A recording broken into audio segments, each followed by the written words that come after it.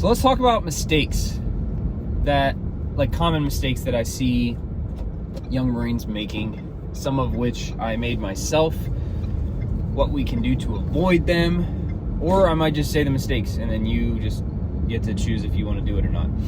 Number one is going into large amounts of debt with no plan of escape. Now, again, I've said this in previous videos, I am not a financial expert, but I will say that going into massive amounts of debt for the cool car or the lifted truck or whatever you're going into debt for, think about it about twice as long as you want to think about it and really consider the long-term implications of it. Now, I'm not saying never get a car loan. I'm not saying don't buy that house.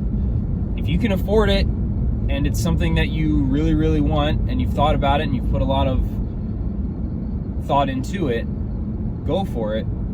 However, just don't dive in to every single credit card that you can find. Don't dive into every single car loan to get the sweet car. It's in 10 years, it's just going to be a worse version of that car. So just think ahead before you dive into the debt. Pass, Nick. Mistake number 2 is believing everything that everyone says when it comes to doctrinal or publications or orders without verifying it yourself. There's so many times that I and many other young Marines are told this blah blah blah is like this. If you don't wear your flak and you die in country, your family doesn't get paid. All this stuff that's just outlandish and not true. And sometimes rarely it's done with malicious intent. But I think most of the time it's just a misguided leader who's trying to help people, and they just make stuff up, or they just telephone game, pass on the word that they heard when they were a Lance Corporal. Verify things. Read MAR admins. Read Marine Corps orders. Understand and learn where to find these things, because I'll give you one example. I had a Marine contact me and he said, hey, I don't know what to do. I'm looking at reserve opportunities and maybe switching branches because my staff sergeant said I can't re-enlist. And I'm like, okay, why did he say that? And the Marine said, because I have 2 NJPs.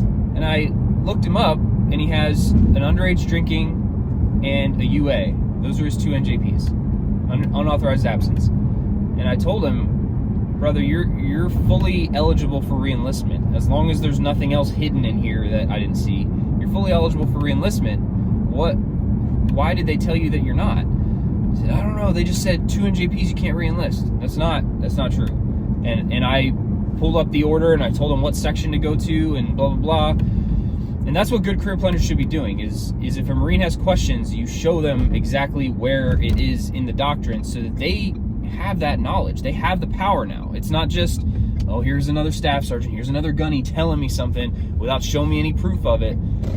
Documentation beats conversation. Junior Marines, now you have every Marine Corps doctrine and publication in your pocket.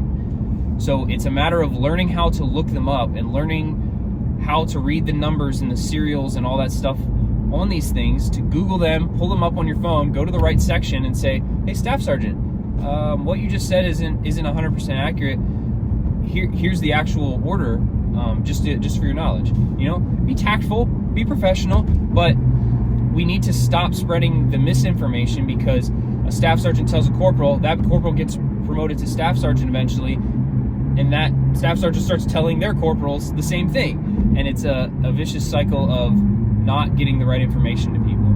So learn from a young age and a low rank how to look stuff up for yourself, not to be argumentative, not to win fights with your staff and COs, but to help to have the power, to take that power into your own hands and understand that you don't have to take everyone's word as gospel. If it sounds kind of fishy what they're saying, it's like, oh, that's not right. That doesn't feel right. Let's go look. And maybe they are right, but maybe they're not. And there's no way to tell unless they themselves are showing you, hey, Marine Corps Order 1040.31 says blah, blah, blah, blah, blah, or whatever the order is. So learn that early on. Mistake number 3 is not prioritizing mobility and recovery. I am super guilty of this too. Early in my career, because you're young, your body doesn't feel the pain yet. And you're just going. You're just going, and you're not prioritizing joint mobility and joint health. But trust me, if you want a body that's going to live pain-free into your 30s, 40s, 50s, do mobility training every day.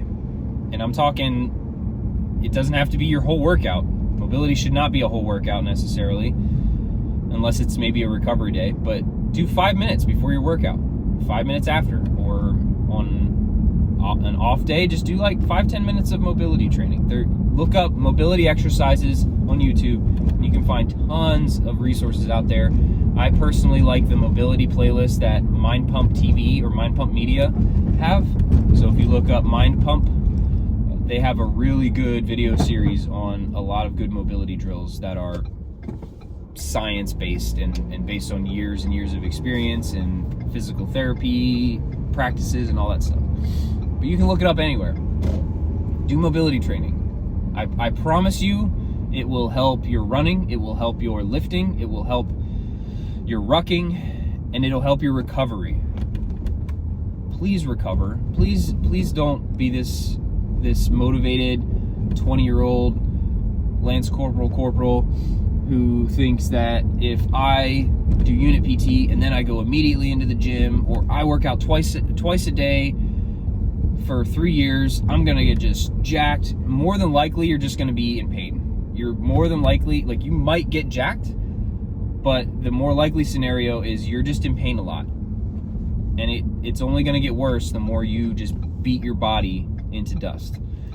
So take the time. If you go on a 10-mile hike, don't try to do leg day immediately after. Take the time to recover, to stretch, to hydrate, to get protein in your body, to sleep before you start assaulting your body again. I'm not saying don't challenge yourself. Please challenge yourself, but do it in a safe manner, because you only get one body. You only get one set of knees, you only get one set of shoulders. Don't destroy them in your 20s for the sake of looking cool to your junior Marines. And the last mistake is not listening to advice. I think when we're young and we feel invincible, we're a little bullheaded and we don't want to take anyone's advice, especially that old crusty gunny or that captain, that Mustang captain who doesn't know anything about me and all that kind of stuff. I'm not saying take everything that everyone says and apply it to your life immediately. Obviously, put it through your own filters and your own values and apply scrutiny. But maybe listen to the staff sergeant who's telling you not to do the stupid thing, because that staff sergeant's not your dad's age. That staff sergeant is you in 6 years. That staff sergeant did that same thing probably not that long ago and is still suffering the consequences of whatever that mistake may have been. So there are naysayers out there. Don't get me wrong. There are people who will say certain things that you're like, that's probably just a character flaw that you have. And again, put people's advice through your filter and understand that not everyone's the same. But if 4 people from 4 different walks of life are telling you don't get the Mustang with the 25% interest, I don't know, maybe shop around, maybe listen, because they're probably still paying off their Mustangs. Yeah, so that's all I got for you. I hope this helps you think a little bit in the morning and enjoy a soon-to-be sunrise in Southern California.